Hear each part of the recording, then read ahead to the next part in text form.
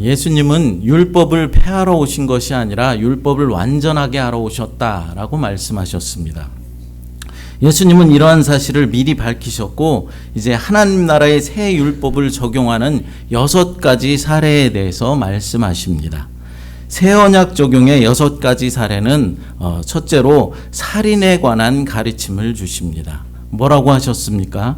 육체적인 살인만이 아니라 마음속으로 품는 화나 다른 사람을 업신여기고 다른 사람을 욕하거나 또 경멸의 눈으로 바라보는 것까지도 살인이다 라고 말하였습니다. 둘째로 간음에 대한 가르침을 주십니다. 살인과 마찬가지로 간음하는 것도 육체적인 간음뿐만 아니라 음욕을 품는 것 그 자체가 간음이다 라고 가르치십니다.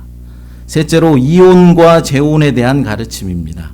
예수님은 음행한 것 이외에는 이혼하지 말라라고 하십니다. 넷째로 맹세에 대한 가르침입니다. 헛된 맹세뿐만 아니라 예수님은 아예 맹세하지 말라라고 하십니다. 맹세 대신에 항상 진실한 말을 하고 살라고 말씀하십니다. 다섯째로 악인에 대한 무저항을 가르치시고 그리고 6번째로 원수를 사랑하라 라는 가르침을 주십니다. 오늘 본문은 이제 5번째와 6번째 가르침을 중심으로 말씀을 전하겠습니다. 특별히 이 6개의 가르침 중에 5번째와 6번째의 가르침은 우리에게 해를 입히는 사람들을 우리가 어떻게 대할 것인가에 관한 것입니다. 우리가 살다 보면은 나는 아무런 잘못도 없는데 다른 사람으로 인해서 스트레스를 받는다거나 어떤 피해를 입는 경우들이 종종 발생합니다. 어떤 교통사고 영상을 본 적이 있습니다. 승용차 한 대가 고속도로로 이제 잘 달려가고 있는데 갑자기 나타난 SUV 차량이 승용차에 달리는 그 차로로 시그널도 없이 끼어들어서 이제 차량이 전복되는 그런 영상이었습니다. SUV 차량은 휴게소로 들어가려고 무리하게 이 승용차 추월을 시도하였던 것입니다. 승용차 차량 운전자는 정상 속도로 자신의 차로로 안전하게 잘 운전하고 있었지만은 갑자기 끼어든 SUV 차량을 피할 수가 없었던 것이죠. 아무 잘못도 없었지만 큰 피해를 입을 수밖에 없었다라는 것입니다. 이처럼 우리의 일상에는 내가 아무리 조심하고 아무리 내가 선하게 살려고 노력해도 다른 사람에 의해서 피해를 보거나 해를 입는 경우들이 종종 발생한다라는 것입니다. 세상에는 정말로 좋은 사람들도 많이 있지만 우리가 이해할 수 없는 악한 사람들도 많이 존재하고 있다라는 사실입니다. 이렇게 피해를 입었을 때 구약의 율법은 뭐라고 말씀하고 있습니까? 본문 38절 읽어보겠습니다. 또 눈은 눈으로 이는 이로 갚으라 하였다는 것을 너희가 들었으나 아멘. 눈은 눈으로 이는 이로 갚으라고 말씀하고 있습니다. 이것은 신명기 19장 21절의 말씀을 인용한 말씀입니다. 신명기 19장 21절 읽어보도록 하겠습니다. 내 눈이 긍휼히 여기지 말라. 생명에는 생명으로, 눈에는 눈으로, 이에는 이로, 손에는 손으로, 발에는 발로니라. 아멘. 어떤 사람이 내 눈을 다치게 했으면 똑같이 눈을 다치게 해주고 내 이빨을 부러뜨렸으면 다른 사람의 이빨을 부러뜨리게 하고 살인한 자는 똑같이 죽이라고 말씀하고 있는 것입니다. 이것은 어떻게 보면 잔인한 판결일 수 있겠습니다. 하지만은 이것은 사실은 가해자를 보호하기 위한 율법이었다라는 것이죠. 그러니까 피해자가 가해자에게 지나친 보복을 하지 않게 하기 위해서 이런 율법을 하나님께서 만드신 것입니다. 예를 들어서 어떤 사람이 아들의 이빨을 부러뜨렸는데 화가 너무 많이 난 이 부모가 그 가해자를 죽여버리면 어떻게 되겠습니까? 죽임당한 사람의 부모는 또 가만히 있겠습니까? 더 큰 보복을 행할 것입니다. 보복은 보복을 낳게 되고 더 큰 보복으로 이어지게 된다라는 것이죠. 그래서 피해를 입은 만큼만 벌을 내리라고 구약의 율법은 말씀하고 있습니다. 그러니까 내 이빨을 부러뜨렸으면 다른 것은 해를 주지 말고 이빨만 부러뜨리라 라는 것이죠. 하지만 이 법은 시간이 지나면서 기득권자들에 의해서 악용이 되었습니다. 권력을 이용하여서 자신들이 가해자일 때는 벌을 받지 않고 피해자일 때는 더 잔인하게 보복하기에 이른 것입니다. 그래서 예수님께서는 아예 가해자에게 보복을 하거나 피해 보상을 요구하지 말라라고 말씀하시는 것입니다. 이어서 예수님은 4가지 사례를 들어서 말씀하시는데 상대적으로 쉬운 일에서부터 점차적으로 어려운 일로 진행하고 있습니다. 첫째로 오른편 뺨을 치는 사람에게 왼뺨도 돌려대라 라고 말씀하고 있죠. 39절을 같이 읽어보겠습니다. 나는 너에게 이르노니 악한 자를 대적하지 말라. 누구든지 내 오른편 뺨을 치거든 왼편도 돌려대라. 아멘. 뺨을 맞는 것은 무척이나 수치스러운 일입니다. 여러분 혹시 뺨을 맞아본 일이 있으신지 모르겠습니다. 뺨을 맞으면 참으로 수치스럽죠. 많은 사람들은 뺨을 맞는 즉시 자신의 뺨을 때린 사람을 이제 뺨을 때려줌으로써 자신의 화를 풀어냅니다. 하지만 예수님은 오른쪽 뺨을 맞거든 왼쪽 뺨도 돌려대라고 하시는 것입니다. 우리가 직접 보복하는 것은 하나님께서 기뻐하시는 일이 아니기 때문입니다. 복수는 하나님의 몫입니다. 그러므로 예수님은 직접 보복하지 말고 그냥 수치를 당하라고 말씀하시는 것입니다. 둘째로는 뭐라고 합니까? 누가 고발에 속옷을 가지고자 할 때 겉옷까지도 벗어주라고 말씀하십니다. 40절 말씀을 읽어보겠습니다. 또 너를 고발하여 속옷을 가지고자 하는 자에게 겉옷까지도 가지게 하며. 아멘. 여기서 고발하다라는 것은 법적인 용어입니다. 보증을 선 것이 문제가 되었는지 채권자가 담보로 잡은 속옷을 빼앗기 위해서 고소를 한 것입니다. 땅도 아니고 집도 아니고 무슨 속옷을 담보로 잡나라고 생각할 수도 있을 것입니다. 그러나 이 당시의 삶은 지금의 우리의 삶과는 완전히 다른 삶이었다라는 사실입니다. 당시 속옷은 상당히 귀한 것이었고 값진 것이었고 아무나 속옷을 입지도 못하였습니다. 그것의 단적인 예가 예수님께서 십자가에 못 박혀서 이제 돌아가시게 되자 로마 군인들이 어떻게 했습니까? 예수님의 속옷까지도 제비를 뽑아 가졌다라는 그런 기사가 있을 정도였습니다. 요한복음 19장 23절과 24절 읽어보겠습니다. 군인들이 예수를 십자가에 못 박고 그의 옷을 취하여 4깃에 나누어 각각 한 깃씩 얻고 속옷도 취하니 이 속옷은 호지 아니하고 위에서부터 통으로 짠 것이라.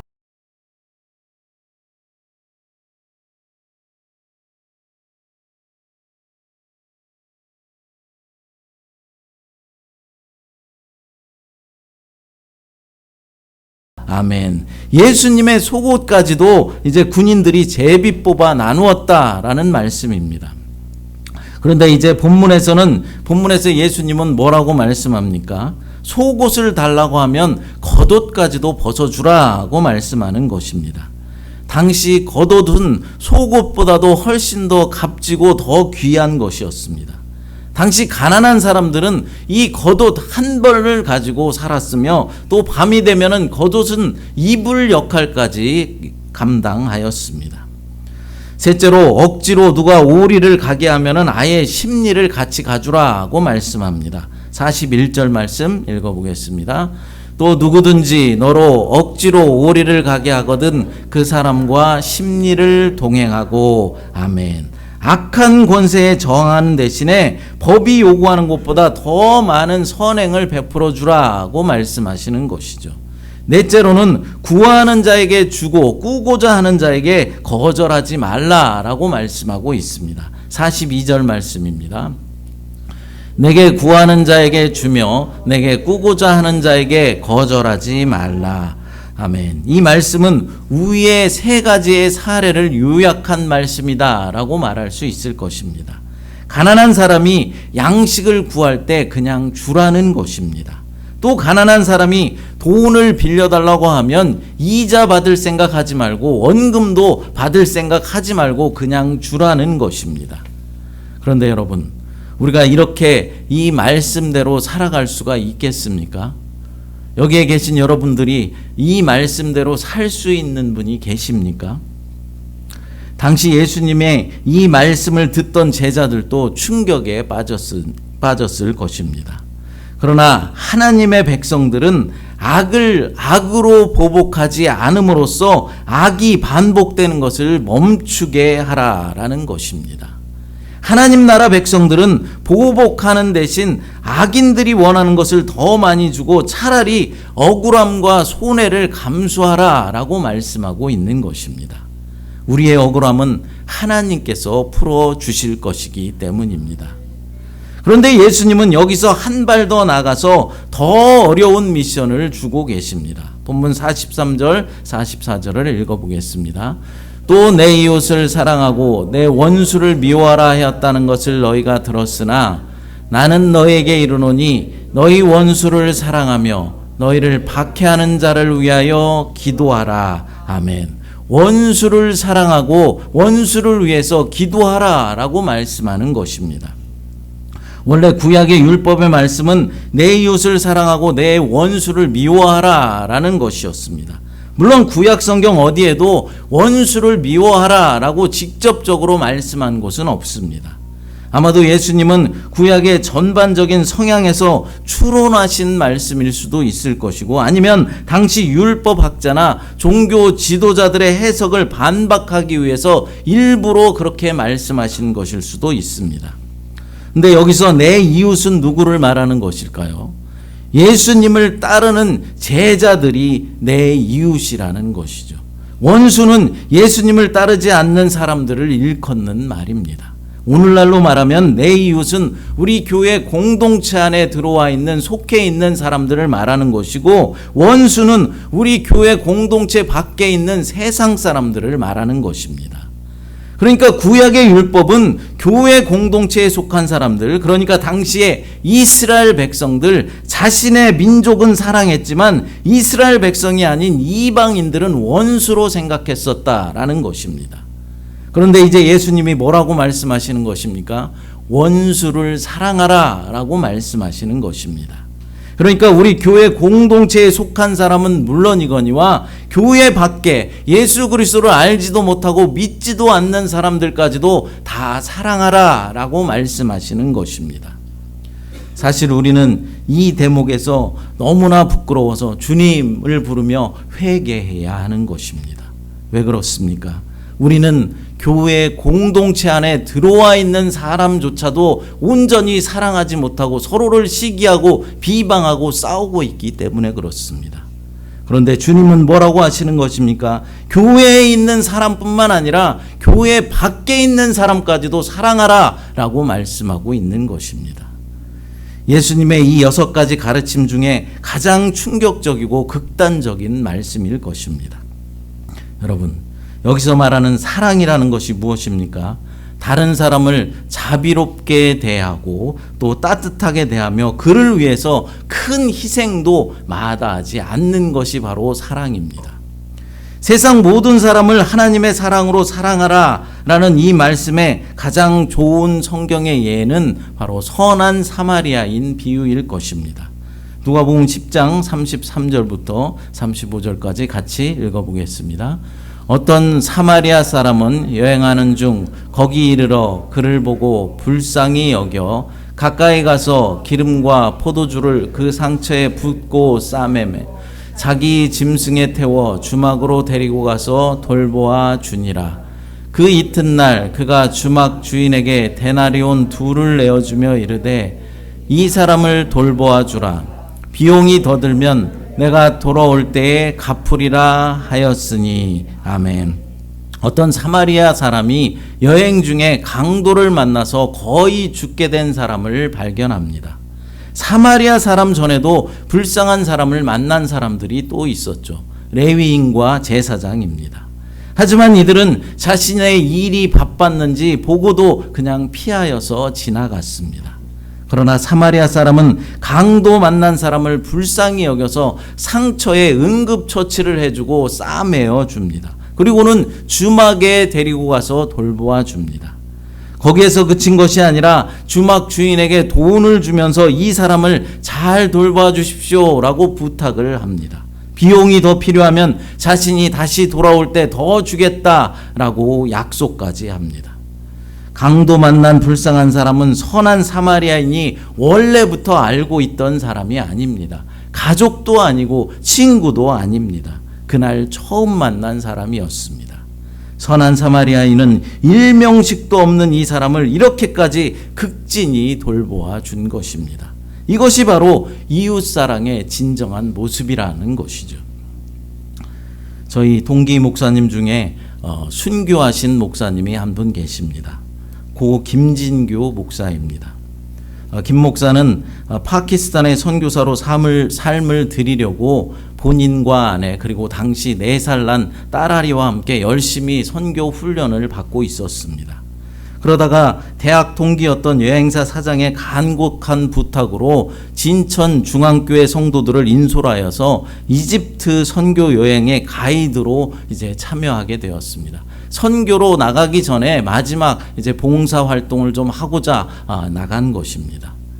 충북 진천 중앙교회 성도들과 버스에 몸을 싣고 이집트의 동북부 시나이 반도 타바 인근을 지나던 도중에 갑자기 이슬람 과격 자살 테러범이 이제 폭탄을 가지고 버스 앞으로 달려들었고, 버스의 앞문으로 달려들은 자살 폭탄 테러범을 고 김진규 목사와 그리고 현지 가이드가 막아서면서 이 폭탄은 버스 앞쪽에서 이제 터졌습니다. 당시 함께 선교 여행 중이던 진천교회 김영철 장로는 김 목사와 현지 가이드의 희생이 없었다면 이 버스에 탔던 모든 사람들이 다 죽었을 것이다 라면서 참으로 고맙고 미안하다라는 말을 남겼습니다. 여러분, 2014년 당시 동기인 김 목사의 순교 소식을 들었을 때 사실 김 목사와 대화를 해본 적은 없지만은 그래도 동기 목사고 얼굴을 잘 아는 목사였기 때문에 너무나도 안타깝고 너무나도 가슴이 아팠습니다. 과연 나라면은 저런 상황에서 폭탄을 들고 달려드는 저 사람을 몸으로 막아낼 수 있었을까? 여러분, 고 김진규 목사야말로 예수님이 원하시는 희생정신과 이웃사랑이 무엇인지 자신의 목숨을 희생하면서까지 우리에게 보여준 것입니다. 예수님은 원수를 사랑하라 라고 말씀하셨습니다. 원수를 사랑하는 말에서 그친 것이 아니라 이제는 뭐라고 합니까? 자신을 박해하는 자들을 위해서 기도해 주라 라고 말씀합니다. 사랑과 기도는 서로를 강화하는 면모가 있습니다. 사랑하면 기도하게 되고 기도하면 사랑하게 되기 때문입니다. 그런데 나를 박해하는 사람, 나를 힘들게 하는 사람, 나를 어렵게 하는 사람을 위해서 기도하기가 쉬운 일이 아니겠죠. 기도가 잘 나오질 않습니다. 그래서 처음에는 그들의 머리 위에 숯불을 쌓은 마음으로 기도를 시작할 수 있습니다. 로마서 12장 20절 말씀 읽어보겠습니다. 내 원수가 줄이거든 먹이고 목마르거든 마시게 하라. 그리함으로 내가 숯불을 그 머리에 쌓아 놓으리라. 아멘. 여기서 숯불은 회개와 부끄러움의 가책으로 타는 듯한 고통을 말하는데, 숯불을 그 머리 위에 쌓아놓는 기도라는 것은 오히려 은혜를 베풀어 줌으로써 원수가 자신의 행동에 대해서 후회하고 부끄러움을 갖게 되고, 이를 통하여서 자신의 죄악에서 돌이키게 하는 기도를 말하는 것입니다. 이렇게 기도하다 보면은 나중에는 측은한 마음이 오히려 생기게 되고 또 용서하게도 되고 심지어는 사랑하게도 된다라는 것입니다. 이처럼 기도는 원수를 사랑하게 하는 힘이 있습니다. 그러므로 예수님은 원수를 위해 기도하라 라고 말씀하시는 것입니다. 그 기도를 통하여서 원수들도 악인들도 주님 앞으로 나오게 될 것이기 때문입니다. 이제 본문 45절을 읽어보겠습니다. 이같이 한즉 하늘에 계신 너희 아버지의 아들이 되리니 이는 하나님이 그 해를 악인과 선인에게 비추시며 비를 의로운 자와 불의한 자에게 내려주심이라. 아멘. 하늘에 계신 너희 아버지의 아들이 되리니 라고 말씀합니다. 어떻게 할 때 하나님의 아들이 될 수 있다는 것입니까? 원수를 사랑하고 나를 박해하는 자들을 위해서 기도할 때입니다. 또한 예수님께서 우리에게 사랑할 수 없는 자들을 사랑하라 라고 말씀하시는 것은 우리를 하나님의 축복의 통로로 삼으시기 위해서이다 라고 말씀하시는 것이죠. 그러니까 우리가 축복의 통로들이 된다라는 것입니다. 여러분, 햇빛은 악인과 선인을 차별하지 않고 비춥니다. 비도 마찬가지죠. 비도 악한 자나 불의한 자, 또 의로운 자 차별하지 않고 내립니다. 세상 사람들을 차별하지 않고 내리는 하나님의 은혜를 우리는 보편 은혜라고 말하는 것입니다. 예수님은 햇빛과 비를 하나님의 모든 보편 은혜의 예를 들어서 말씀하고 계십니다. 선하건 악하건 모든 사람은 하나님의 모양과 형상대로 창조되었다라는 이 사실 하나만으로 주님의 보편 은혜를 누릴 수가 있게 되는 것이죠. 예수님은 이와 마찬가지로 그리스도인들은 악한 사람들에게도 하나님의 보편 은혜를 내려주라 라고 말씀하는 것입니다. 위험에 처한 사람이 있으면 도와주고 배고픈 사람이 있으면 이제 그에게 빵을 주라라는 것이죠. 그러면서 그리스도의 사랑으로 돌보아 주라는 것입니다. 그들이 선한 대접을 받을 만한 자격이 있는지 없는지 우리가 판단할 것이 아니고 나중에 하나님께서 판단하실 것입니다. 우리는 그저 어려움에 처한 사람에게 사랑을 전하기만 하면 되는 것입니다. 예수님은 우리가 사랑할 만한 사람만을 사랑하는 것은 아무런 상도 없다라면서 두 가지 예를 들고 계십니다. 본문 46절, 47절입니다. 너희가 너희를 사랑하는 자를 사랑하면 무슨 상이 있으리요? 세리도 이같이 아니하느냐? 또 너희가 너희 형제에게만 무난하면 남보다 더하는 것이 무엇이냐? 이방인들도 이같이 아니하느냐? 아멘. 첫째로 세리도 사랑할 만한 사람들은 사랑한다 라고 말씀합니다. 여러분, 당시 세리들이 무엇을 하던 사람이었습니까? 세금 징수원이었습니다. 유대를 지배하는 로마의 앞잡이가 되어서 세금을 거뒀기 때문에 매국노 취급을 당했던 사람들이죠. 그리고 많은 세리들은 세금을 착복하여서 자신의 이익을 취하였습니다. 그런데 이런 악한 세리들도 자신이 사랑할 만한 사람은 사랑한다라고 말씀하시는 것입니다. 둘째로 이방인들도 형제들에게 무난한다라고 하십니다. 당시 서기관들은 자신들이 무엇이라도 되는 줄 알고 서로를 요란스럽게 대하면서 인사를 나누었습니다. 예수님은 제자들에게 사람들처럼 형제만 반가워하고 따뜻하게 대하는 것은 이방인들도 다 하는 일이라고 말씀하시면서 서기관들을 책망하고 있는 것입니다. 사실 형제들끼리만 사랑하는 것은 곧 자기 자신을 사랑하는 일과 다를 바가 없는 것이죠. 예수님은 하나님 나라에 입성할 사람들은 달라야 한다라고 말씀하시는 것입니다. 사랑할 만한 사람을 사랑하지 말고 모르는 사람, 심지어는 원수까지도 사랑하고 그들을 위해서 복을 빌어주라 라고 말씀하고 있는 것이죠. 여러분, 지금까지 예수님의 말씀을 들었습니다. 말씀대로 순종하며 사실 수 있겠습니까? 오른편 뺨을 치면 왼뺨도 돌려댈 수 있으시겠습니까? 뭘 달라고 하는 자에게 그냥 주며 구워달라고 하는 자에게 이자도 원금도 받지 않고 그냥 줄 수 있겠습니까? 원수를 사랑하고 그들을 위해 기도해 줄 수 있겠습니까? 나를 괴롭히는 사람, 나에게 피해를 주는 사람을 사랑하고 그를 위해서 기도해 줄 수 있느냐는 말입니다. 여러분, 만약 예수님께서 이런 말씀만 하시고 자신 스스로가 본을 보여주시지 않았다면 우리도 예수님의 말씀을 지키지 않아도 따르지 않아도 된다라고 생각할 수도 있었을 것입니다. 그러나 여러분, 우리 주님은 본인 스스로가 우리에게 본을 보여주셨습니다. 바로 죄가 없으신 분이 모든 인류를 위해 우리 죄인들을 위해서 스스로 십자가에 못 박혀 돌아가심으로 진정한 사랑이 무엇인지 우리에게 보여주신 것입니다. 예수님께서 왜 십자가에서 고통을 당하셔야 했겠습니까? 우리 인간 모두를 사랑하셨기 때문입니다. 저와 여러분들을 그토록 사랑하셔서 십자가의 모진 고통을 당하시고 피 흘려 돌아가신 것입니다. 그야말로 예수님은 사랑의 끝판왕이셨습니다. 십자가 그 사랑을 묵상하십시오. 십자가 그 은혜를 기억하시기 바랍니다. 어떤 분은 예수님은 신이시기에 그런 일들을 감당할 수 있지 우리 인간 중에는 원수를 사랑할 사람이 아무도 없다라고 말씀하실 분도 있을 것입니다. 그런데 놀랍게도 우리가 잘 아는 목사님 중에도 원수까지도 사랑으로 품은 일이 실제로 존재했었습니다. 바로 사랑의 원자탄이다라고 불리는 손양원 목사님의 일화입니다.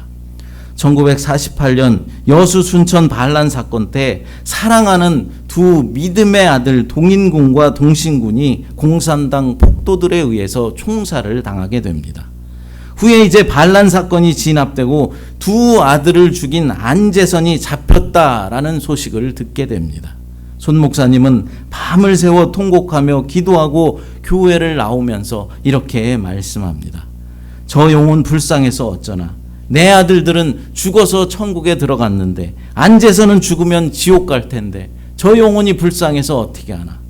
결국 손양원 목사님의 마음에는 커다란 사랑의 폭풍이 불기 시작했습니다.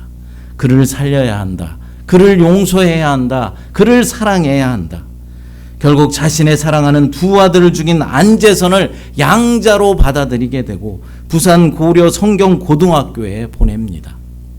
그야말로 원수를 사랑하라 하신 주님의 말씀을 실천한 것입니다. 그렇습니다, 여러분. 이웃을 사랑하는 일에는 희생이 따르게 되어 있습니다. 그냥 공짜로 되어지는 것이 아니다라는 것이죠. 우리의 생각과 마음부터가 달라져야 하는 것입니다. 손양원 목사님은 두 아들을 희생했습니다. 저의 동기 목사 고 김진규 목사는 생명을 희생했습니다. 예수님은 자신의 목숨을 십자가에서 온 인류를 위해서 희생하셨습니다. 저와 여러분들은 무엇을 희생할 수 있습니까? 사랑하는 여러분, 우리의 생각과 마음부터 달라졌으면 좋겠습니다. 지금 이 시간부터 주의 사랑의 마음을 품고 이웃을 바라보는 눈이 달라졌으면 좋겠습니다. 먼저는 우리 새마음교회에 속한 지체로부터 사랑의 마음으로 바라보게 되시기를 간절히 축복합니다. 이 시간 함께 은혜라는 찬양 부르시고 함께 기도하도록 하겠습니다. 하나님 아버지 감사합니다. 예수 그리스도의 십자가 사랑으로 우리를 살려주셨사오니 감사합니다. 그 사랑과 그 은혜를 기억하며 우리도 우리 교우들을 사랑하게 하시고 우리 교인들뿐만 아니라 세상 사람들에게도 그리스도의 사랑을 베풀 수 있도록 하나님 도와주시옵소서. 우리의 생각이 바뀌게 하시고 우리의 마음이 나 중심에서 나 중심이 아니라 하나님의 마음을 품을 수 있도록 주님 역사하여 주시옵소서.